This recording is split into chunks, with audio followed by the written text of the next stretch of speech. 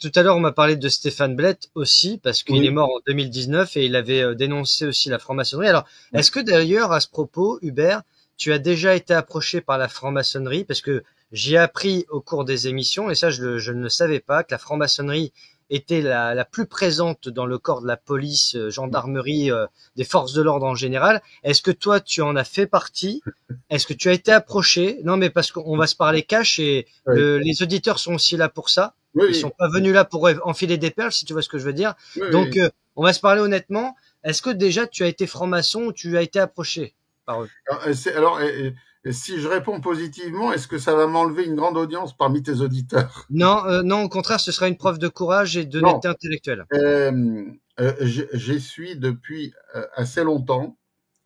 Mais comment vous expliquer, moi, ce que je privilégie, c'est pas du tout le groupe de pression.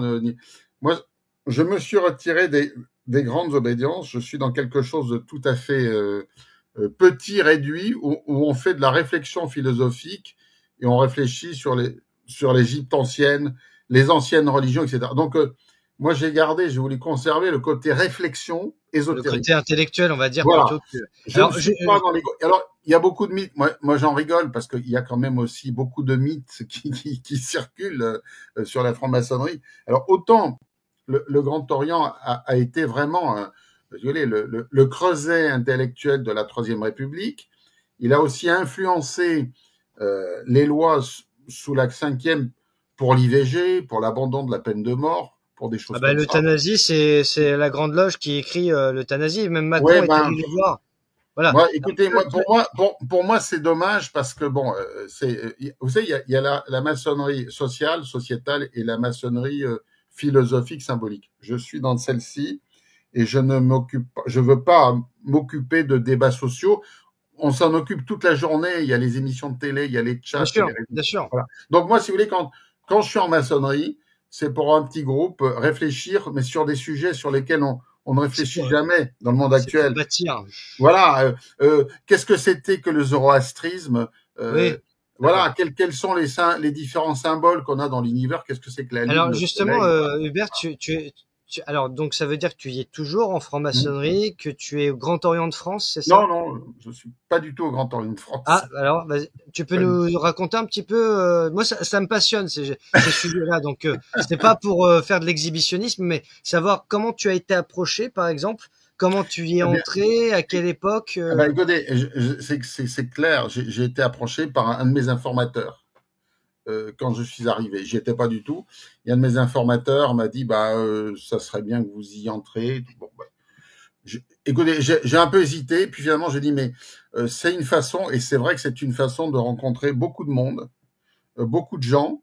Alors c'est comme partout, hein, vous avez autant d'imbéciles là qu'ailleurs. Hein, c'est pas, faut pas croire que c'est un monde que de gens fabuleux, mais vous rencontrez des gens très intéressants parce que vous rencontrez des gens qui ont creusé des sujets sur les religions, sur la philosophie, sur l'existentialisme, sur la philosophie de Kant. On a parfois des débats qui sont, je dirais, très élevés. Donc moi, j'y ai un vrai enrichissement intellectuel et humain. Mais je ne suis pas du tout, je ne suis pas dans les groupes de pression, dans les choses comme ça. Je vais visiter parfois, je vais visiter le Grand Orient, je vais visiter la Grande Loge de France, mais moi, je privilégie le côté philosophique, ésotérique, symbolique. Voilà. Euh, Donc j'ai est-ce que je peux, répondu. Ouais. est-ce que je Ouais. peux te demander ton degré? T'es en dessous ou au-dessus du 15e? Non, je suis au-dessus du 15e. Voilà. D'accord, ok. Je suis au-dessus Donc du déjà, 15e. t'es pas en loge bleue et On est toujours en loge bleue, mais après, on est en loge de perfection. d'accord, Et en fait, après, on est vraiment dans de l'ésotérisme. Hein. On est vraiment d'accord. on creuse des sujets peu Non, mais connus. ce qui est assez intéressant quand même, je remarque quelque chose, c'est que à partir d'un certain niveau de responsabilité, notamment dans ton milieu, mais pas seulement, hein, que ce soit dans les assurances, que ce soit dans la justice, etc. Moi, quand j'étais en droit, on m'a dit 80% des magistrats sont francs-maçons. J'ai fait une émission hier avec une association concernant l'ASE. Je salue Michael Justice et les 4 avocats qui étaient présents, dont Maître Domergue, que je salue également. Et on se rend bien compte que à partir d'un certain niveau, voilà, il y a une forme de chasseur de tête aussi dans ces milieux-là, Toi, tu me dis que c'est un informateur qui t'a fait rentrer. Voilà. Donc après, on rencontre des gens. Franchement, on rencontre des gens passionnants dans la maçonnerie, des gens qui ont creusé, qui travaillent. En général, des gens altruistes qui essayent. Normalement, s'ils respectent un peu les codes, c'est d'essayer de faire évoluer les hommes et la société. On n'est pas là que pour faire du copinage. D'ailleurs, je dirais une chose, ceux qui rentrent pour faire des affaires, en général, je pense qu'ils seront déçus parce que la maçonnerie de 2025, ce n'est plus du tout celle qu'elle était il y a 40 ou 50 ans. Je dirais qu'elle a été, elle est victime, la maçonnerie des réseaux sociaux, de l'instantanéité, des échanges d'informations. Ce n'est plus du tout le réseau que ça a pu être dans les années 40, 50, 60. mais alors, Voilà. justement, Hubert, à ce moment-là, si je puis me permettre, moi, j'ai jamais été franc-maçon et je ne le serai jamais.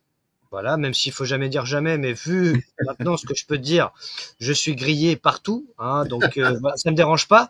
Mais je peux avoir 100 fois plus de conversations passionnantes sans être enfermé dans un lieu où il faut frapper 3 fois, porter un tablier, avoir le glaive sur le cœur et prêter la main sur la Bible. Et c'est Oui. vrai que, si tu veux, moi, mon mentor dans la littérature était un franc-maçon du 33e. Bon, quand il me voit dans la rue, maintenant, c'est à peine s'il me dit bonjour. Mais je lui en veux pas. Mais c'est vrai que j'ai toujours du mal à comprendre, et c'est pas à titre personnel que je te dis ça, parce que je le dirais à n'importe quel franc-maçon, mais qu'est-ce qui fait que la franc-maçonnerie vous attire à ce point, dans le sens où on a le sentiment qu'il faut avoir presque l'appartenance à un club, à un réseau un peu fermé, et c'est ce que je disais à mon mentor à l'époque, j'avais 22 ans, 21, 22 ans, et je lui dis, mais comment ça se fait que c'est si secret, si c'est aussi extraordinaire, avec un réseau de réflexion, etc. Parce que moi, réfléchir, j'ai pas besoin d'être en franc-maçonnerie pour lire des bouquins, pour réfléchir sur l'ésotérisme ou la philosophie. On peut faire ça dans des conférences,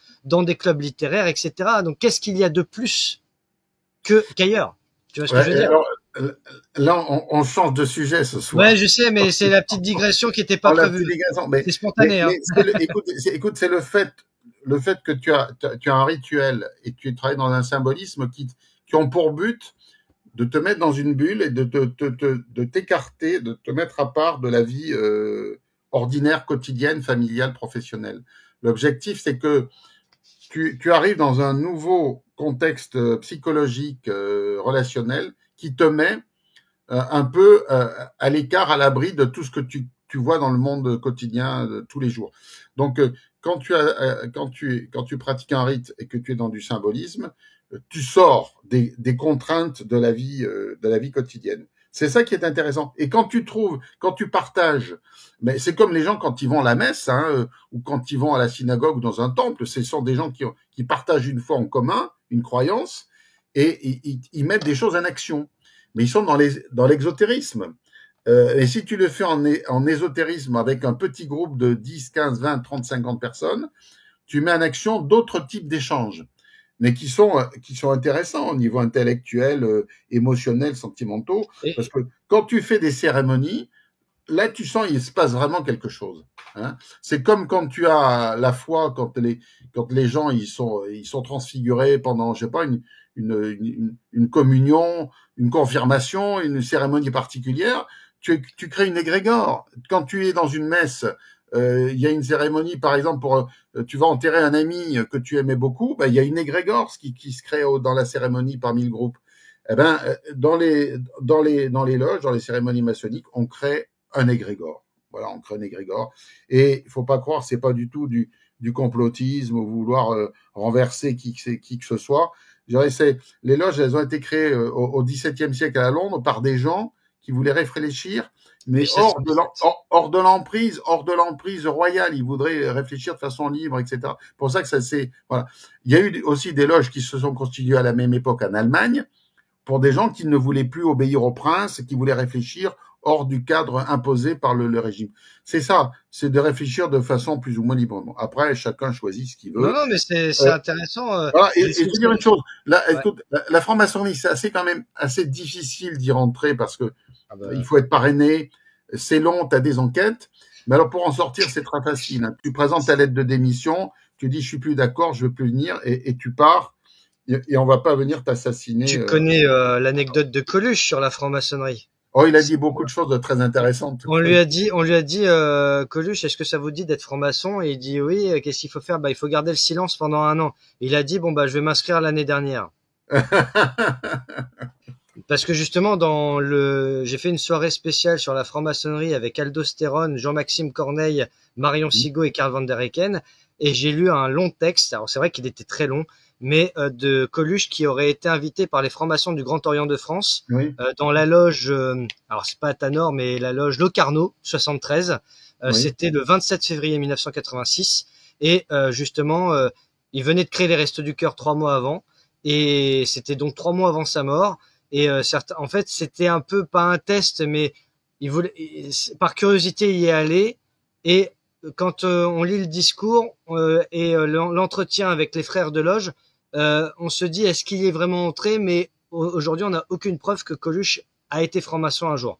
Donc de ce fait, voilà, c'est ça aussi qui fait la différence. Je dirais Alors, qu'il avait l'esprit. Je pense que au Géo, ce sont des gens qui sont engagés socialement. Hein. Ce sont des gens plutôt de gauche qui s'engagent dans des associations humanitaires, altruistes, etc. Donc, je dirais que Coluche, il avait tout à fait le profil pour s'engager au Grand Orient. Moi, bien sûr, voilà, j'ai des frangins, des Balavoine frangins, aussi. voilà. Chacun, si vous voulez faire de l'engagement social, voilà, vous allez au Grand Orient. Bon, moi, je préfère la maçonnerie ésotérique, symboliste, égyptienne. Voilà, chacun. Donc c'est plutôt la Grande Loge, ça? Ou la...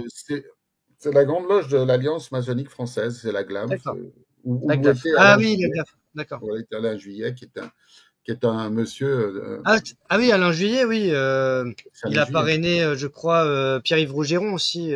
C'est ce qu'on m'a dit récemment, d'ailleurs. Je crois